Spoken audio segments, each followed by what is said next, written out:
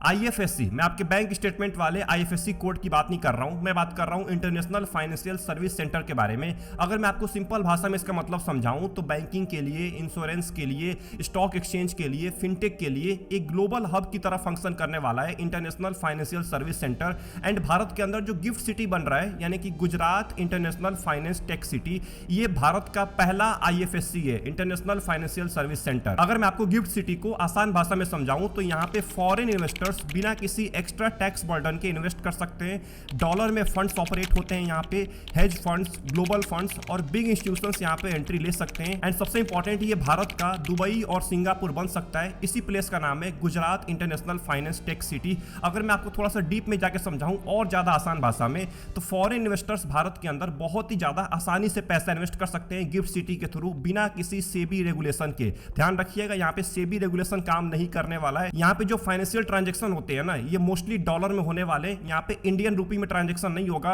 इससे ये फायदा होगा कि यहाँ पे ग्लोबल इन्वेस्टर्स, जो बाहर के इन्वेस्टर्स हैं, इंटरनेशनल इन्वेस्टर्स हैं, उनके लिए बहुत ज्यादा आसानी होने वाली है। क्योंकि जब एफआईआई भारत के अंदर पैसा इन्वेस्ट करते हैं तो पहले डॉलर से रूपी के अंदर कन्वर्ट करते हैं और फिर डॉलर में ले जाने के लिए रूपी से डॉलर में कन्वर्ट करते हैं, जिससे उनके पैसे की वैल्यू बहुत ज्यादा कम हो जाती है। लेकिन गिफ्ट सिटी के अंदर ये दिक्कत नहीं होने वाला है। और एक और बात आपको पता होनी चाहिए, जो गिफ्ट सिटी है ये फुल्ली इनेबल्ड टेक सिटी है, जो कि इन्वेस्टर्स फ्रेंडली इंफ्रास्ट्रक्चर प्रोवाइड करता है, जहां पे सिंगापुर, दुबई, लंदन जैसा इकोसिस्टम क्रिएट करने की कोशिश की जा रही है। अब ये समझते हैं कि गिफ्ट सिटी को स्टार्ट क्यों किया गया था, आखिर में क्या प्रॉब्लम आ गई थी कि गिफ्ट सिटी को स्टार्ट करना पड़ा था। अब देखिए, जो भारत के इन्वेस्टर्स हैं और जो कंपनीज हैं, इनको पैसा इन्वेस्ट करने के लिए देश के बाहर जाना पड़ता था। जैसे सिंगापुर हो गया, मॉरिशस हो गया, दुबई हो गया, इन जैसे देश में जाना पड़ता था, क्योंकि यहां पे आपको टैक्स बेनिफिट मिलता है, एक आपको ग्लोबल स्ट्रक्चर मिलता है इन देशों के अंदर में, जिससे इन्वेस्टर्स को, बड़ी बड़ी कंपनीज को बहुत ज्यादा फायदा होता है। लेकिन भारत का बहुत ज्यादा नुकसान हो रहा था, क्योंकि भारत की जो करेंसी थी वो देश के बाहर जा रही थी, जिससे इंडियन रुपए की वैल्यू और ज्यादा नीचे गिर रही थी। अब इसी प्रॉब्लम को सॉल्व करने के लिए इंडियन गवर्नमेंट ने आईएफएससी को भारत में लेके आए, जिसका सिंपल मोटिव है फॉरेन इन्वेस्टमेंट्स को इंडिया में लेके आना, ग्लोबल फंड्स को इंडिया में अट्रैक्ट करना एंड सबसे इंपॉर्टेंट, भारत को फाइनेंशियल हब बनाना। अब सवाल ये निकल के आ रहा है कि गिफ्ट सिटी फंड्स क्या होते हैं। अब देखिए, gift city funds mutual funds के एक टाइप होते हैं, जो एनआरआई इन्वेस्टर्स के लिए, डोमेस्टिक इन्वेस्टर्स के लिए इंटरनेशनल मार्केट में इन्वेस्ट करने का एक मौका देते हैं। इंटरनेशनल मार्केट मतलब चाइनीज मार्केट हो गया, यूएस मार्केट हो गया, जापानीज मार्केट हो गया, यहां पे लोग पैसा इन्वेस्ट कर सकते हैं। ध्यान रखना है, जो गिफ्ट सिटी फंड्स होते हैं ये international financial service centre authority के रूल पे ऑपरेट करते हैं। यहां पे इंडियन स्टॉक मार्केट का रूल लागू नहीं होता है, ये इंडियन स्टॉक मार्केट के रूल से बिल्कुल अलग होता है। अब ये समझते हैं कि यहां पे इन्वेस्ट करने का एडवांटेज क्या होने वाला है। अब देखिए, गिफ्ट सिटी फंड्स में जो म्यूचुअल फंड्स ऑपरेट करते हैं, यहां पे कैपिटल गेन टैक्स बेनिफिट मिलने वाला है। मतलब कि आईएफएससी के रूल के अकॉर्डिंग कैपिटल गेन्स और डिविडेंड पे जो टैक्स लागू होता है, ये फंड के लेवल पे लिया जाएगा, ये इन्वेस्टर्स के लेवल पे नहीं लिया जाएगा। मतलब एक आम इन्वेस्टर्स को बहुत ज्यादा बेनिफिट मिलने वाला है। जो भी टैक्स होगा ये खुद फंड्स पे कर रहे होंगे। यहाँ पे कोई भी एसटीटी लागू नहीं होने वाला है, यानी कि सिक्योरिटी ट्रांजैक्शन टैक्स लागू नहीं होने वाला है। कोई भी सीटीटी लागू नहीं होने वाला है, मतलब कमोडिटी ट्रांजैक्शन टैक्स भी यहाँ पे लागू नहीं होने वाला है। और ध्यान रखना है, इसके अंदर आपको जीएसटी बेनिफिट्स भी मिलने वाले हैं। एंड सबसे इंपॉर्टेंट, यहाँ पे 10 साल का टैक्स हॉलीडे मिलने वाला है आपके म्यूचुअल फंड यूनिट्स के ऊपर, जो कि आपके लिए सबसे ज्यादा इंपॉर्टेंट है।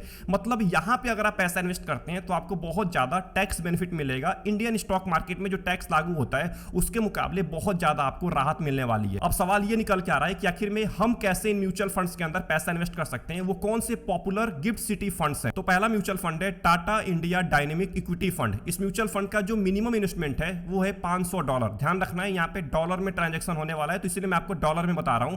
$500 यानी कि लगभग इंडियन रुपए के हिसाब से 45,000 रुपए के आसपास। ये म्यूचुअल फंड आपके पैसे को इंडिया के टॉप कंपनीज, यानी कि भारत की जो बड़ी कंपनीज है, लार्ज कैप कंपनीज हैं, मिड कैप कंपनीज हैं, या जो थेमेटिक सेक्टर्स वाली कंपनीज हैं, इनके अंदर आपके पैसे को इन्वेस्ट करेगा। दूसरा म्यूचुअल फंड है डीएसपी ग्लोबल इक्विटी फंड। नाम सुन के आपको समझ में आ गया होगा कि ये आपके पैसे को ग्लोबल कंपनीज में इन्वेस्ट करने वाला है। ध्यान रखना है, ग्लोबल कंपनी में इन्वेस्ट किया जाएगा तो मिनिमम इन्वेस्टमेंट यहां पे बढ़ जाएगा। लगभग $5,000 इसका मिनिमम इन्वेस्टमेंट है, यानी कि लगभग 4,50,000 रुपए के आसपास आपको मिनिमम पैसा इन्वेस्ट करना पड़ेगा। ये आपके पैसे को देश के बाहर इन्वेस्ट करने वाला है, जैसे अमेजॉन के अंदर, टेस्ला के अंदर या टेंसेंट के अंदर, जो देश के बाहर की कंपनीज है, बड़ी बड़ी कंपनीज है, उनके अंदर आपके पैसे को इन्वेस्ट करेगा। एंड जो तीसरा म्यूचुअल फंड है, इसका नाम है एडेलविस ग्रेटर चाइना इक्विटी फंड। नाम सुन के समझ में आ गया होगा कि ये आपके पैसे को चाइनीज मार्केट के अंदर इन्वेस्ट करने वाला है। इसके अंदर भी जो मिनिमम इन्वेस्टमेंट है वो $5,000 है, लगभग 4,50,000 इंडियन रुपए के हिसाब से। ये आपके पैसे को एशियन मार्केट में इन्वेस्ट करने वाला है। इंडिया के अलावा जो एशिया मार्केट है, जैसे चाइनीज मार्केट मार्केट हो गया, हांगकांग मार्केट हो गया या ताइवान मार्केट हो गया,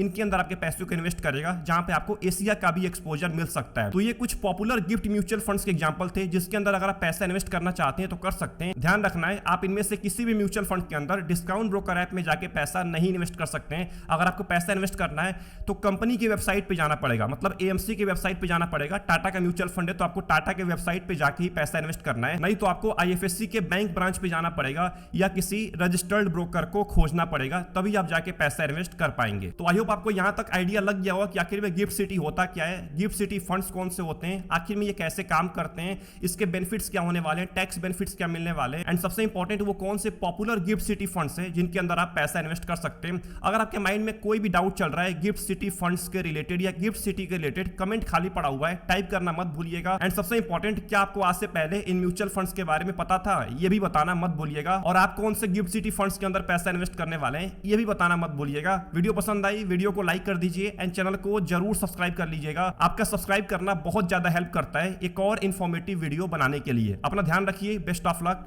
टेक केयर।